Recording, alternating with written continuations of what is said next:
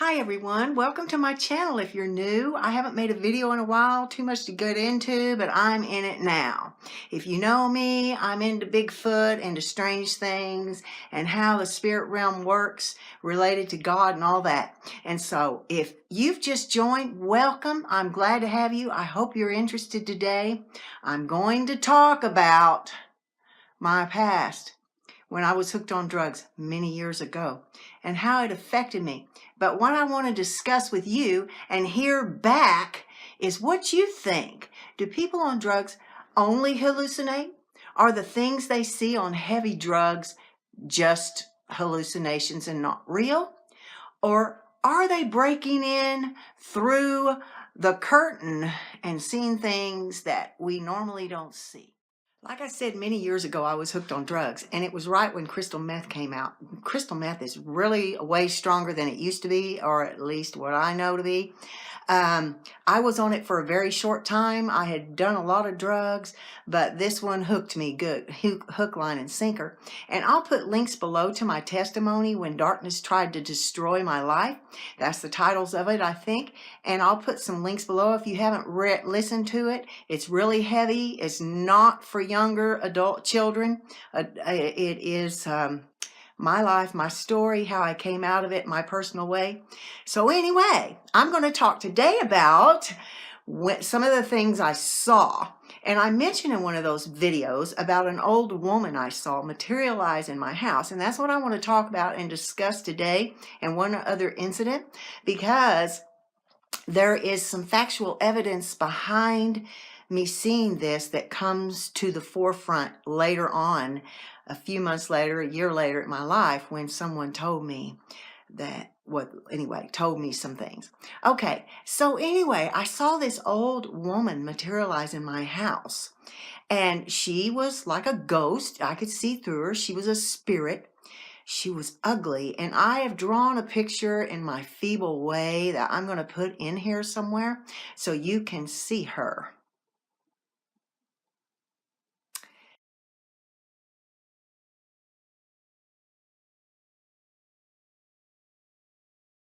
Yeah, that's what she looked like. Her eyes glowed. She was terrifying. She was pretty much terrifying. Let's just put it that way. When I think about her, it still just gets to me because I didn't understand her. And she was really short, you know. I could see right through her into my living room to watch my husband sitting on the couch.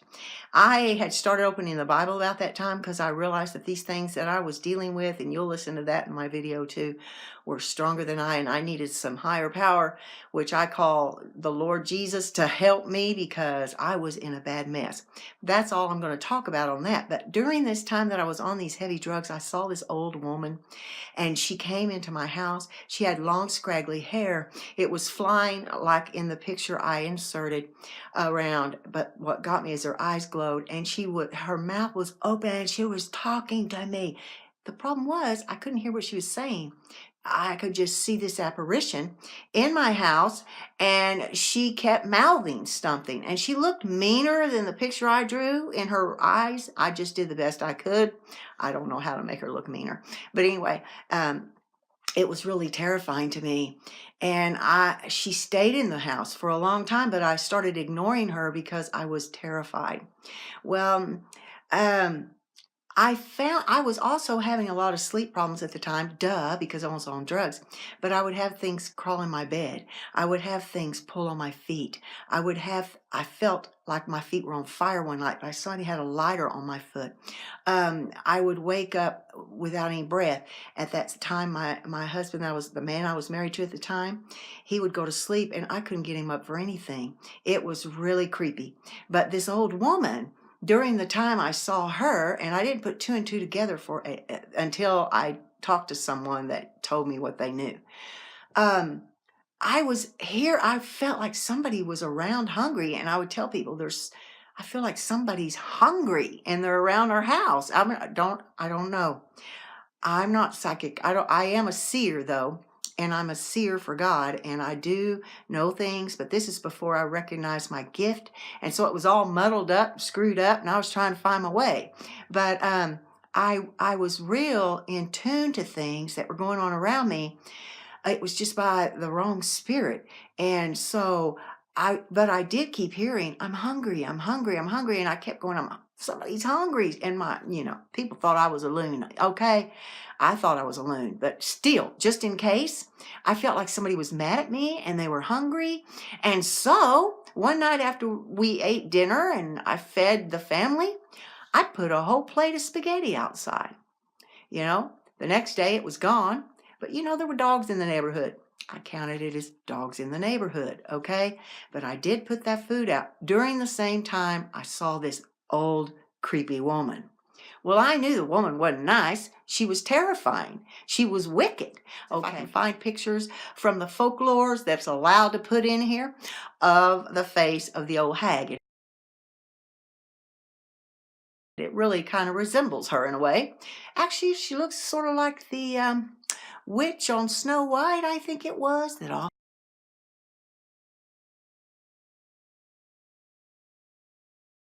offered her the apple. Kind of like that. But anyway, so I started doing some exploring, and there is something called the Old Hag, and it is connected to sleep paralysis. And I'm just going to read from my laptop over here and tell you a few things. It said such sleep paralysis was widely considered the work of demons, and more specifically incubi, which were thought to sit on the chest of sleepers. In Old English, the name of these beings was mare, from a Germanic name, the Norse Mara.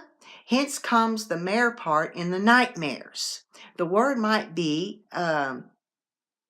considered Greek in some areas. Okay, in folklore, in the Scandinavian area, sleep paralysis is caused by this mare, is a supernatural creature related to the incuba or succuba. The mare is a damned woman who is cursed, and her body is carried mysteriously during sleep and without her noticing. In this state, she visits villagers to sit on their rib cages while they are asleep, causing them to experience nightmares. That's creepy. Newfoundland, South Carolina, and Georgia describe this figure as the hag who leaves her physical body at night and sits on the chest of her victim. The victims usually wake with a feeling of terror and has difficulty breathing because of perceived heavy, invisible weight on his or her chest and is unable to move. How many of y'all had that? Could it be this spirit thing I saw? I was fasting back then, and I wasn't eating. I didn't eat a lot. If I did, it was a little. Because, I was doing meth. And then you're not hungry on meth. You just want more meth. Oh, I can't believe that. But anyway, I survived. Look at me. I don't look like a meth addict. And thank you, Jesus. Hallelujah. But anyway, this old hag they talk about, some of these folklores that they talk about and these fairy tales, haven't you noticed that lately some of that stuff isn't a fairy tale now? They're finding, all the, like Jack and the Beanstalk and the giant. He climbed a beanstalk and found this giant that wanted to eat him. Fee-fi-fo fum, I smell the blood of an Englishman, and he wanted to eat him. And now they're finding out that these giants, well, they were in the Bible, and they did eat people. They ate everything in sight. They were just causing havoc in the land. And now they're finding all these giant, huge skeletons. And there's rumors that they have found a frozen city in Antarctica. And all those videos are in here and that you can look at too and find out. So all these fairy tales we grew up with, was there some truth to them? Because seems like everything has a connection to really being real or possible. Okay, so this old hag was a nightmare spirit in British and also North America folklore. How about that? Was this old woman part of that? Because I had something pull my toe. I had something sit on my bed. I had woke up in sheer terror, seeing a dark thing over my face. You know, I was delving into some dark things at the time. I'd opened doors that allowed this stuff to happen, especially the drugs. I want you to know now, don't ever do drugs, okay? Fried egg syndrome, all right? It fries your brain, it fries your intellect, it fries everything in your life.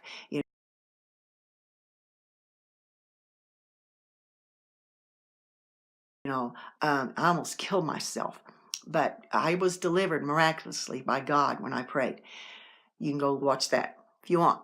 But anyway, this old hag came. All right, and I didn't realize the connection. So my landlord lived next door to me. We lived in a trailer park. Looked just like any trailer park you'd see, except we had a new trailer. And we lived in this trailer park, and our landlord was right next door.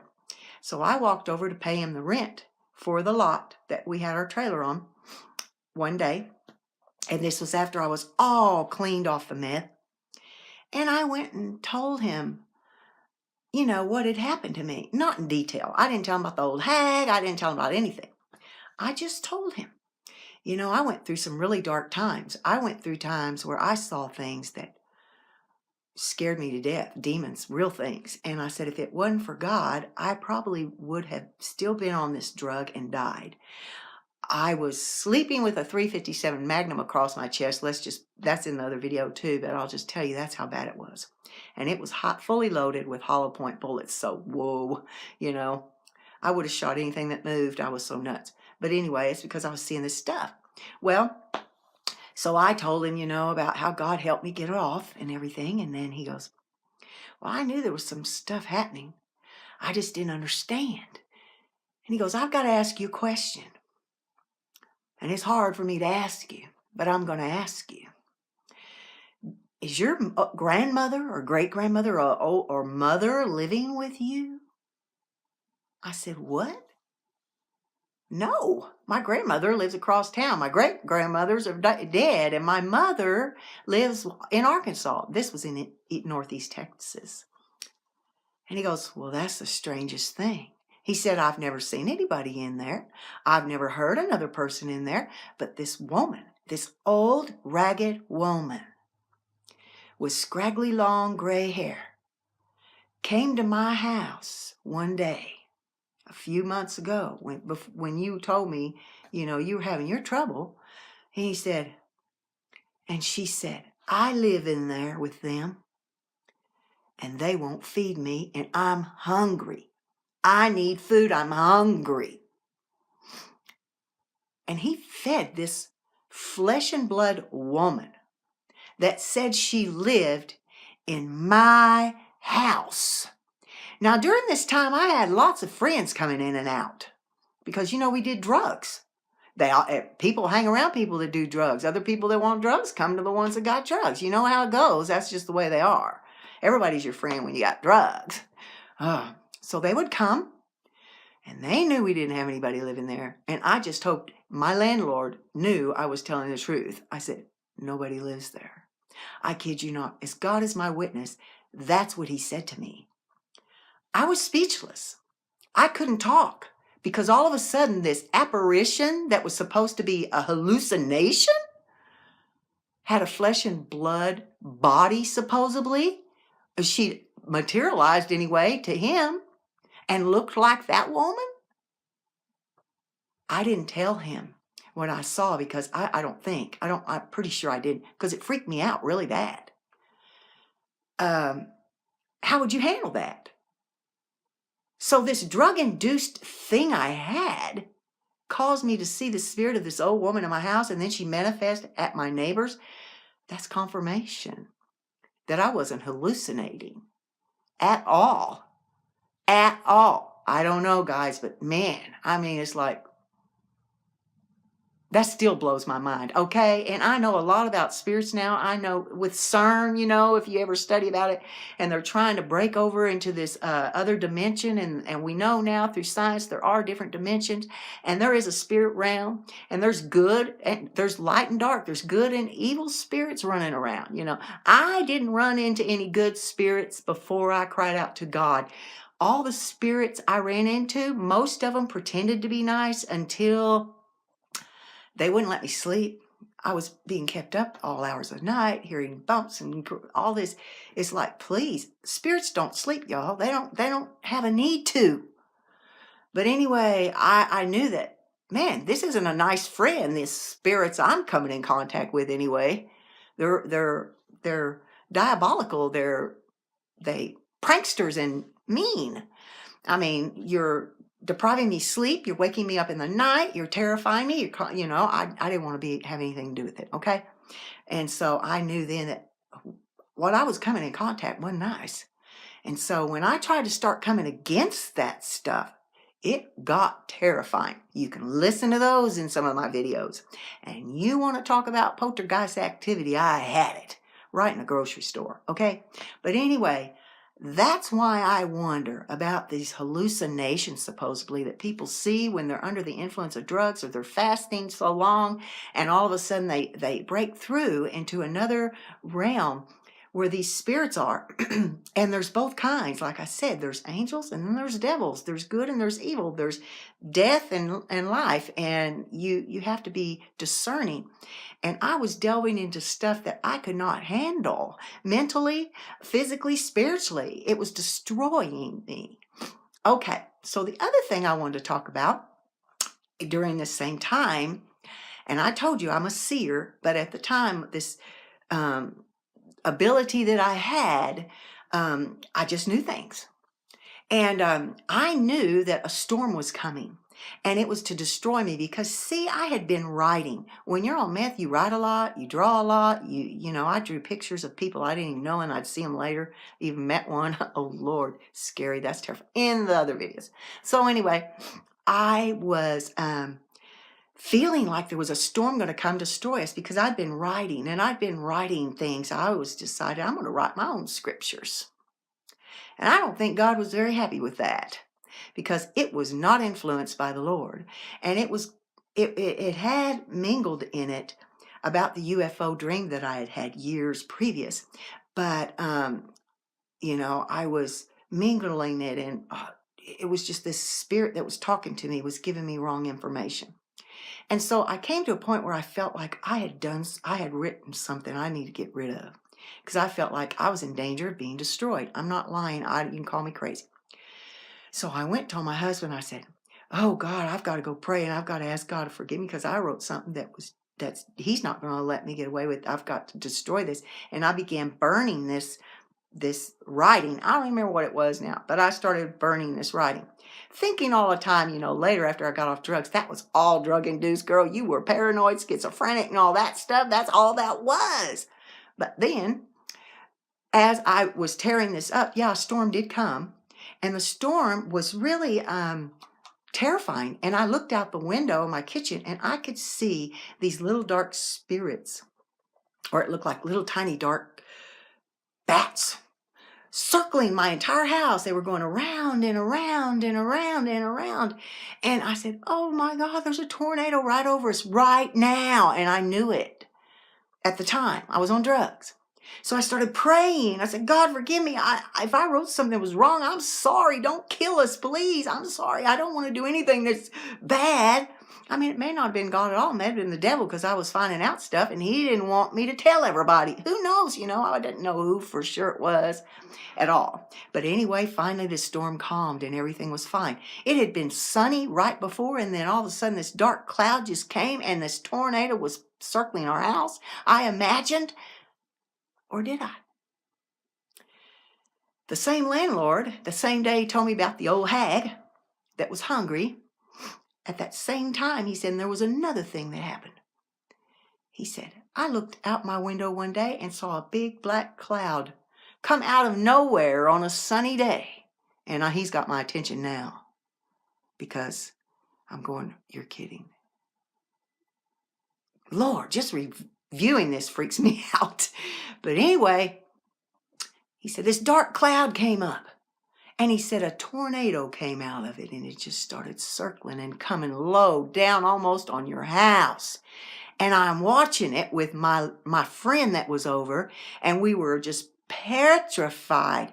And we started praying because that thing just sat there. The cloud came up, set over your house, and a funnel cloud came out and was spinning right over the top of your house. He said no more than 20 feet off the top of the roof of your house. And he said, we watched it. And we were terrified. There was nothing we could do. And we were praying. And then all of a sudden, he said, it goes back up in the cloud and floated away into nowhere.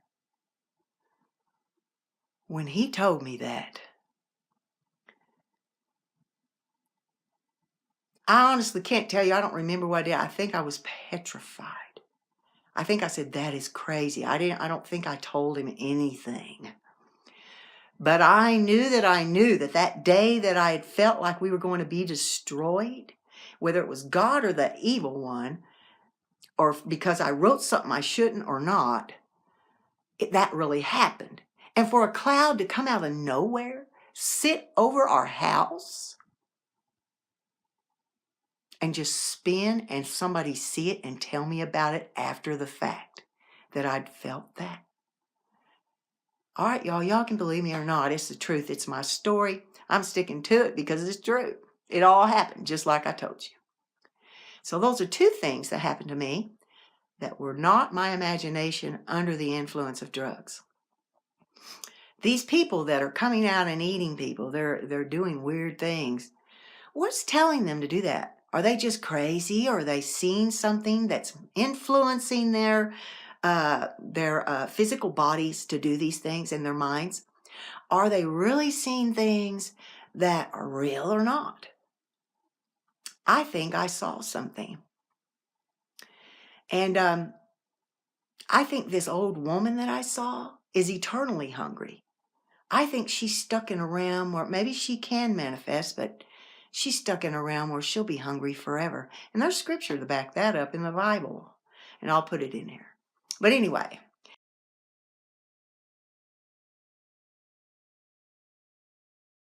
that's just one of the things that, a couple of things that happened.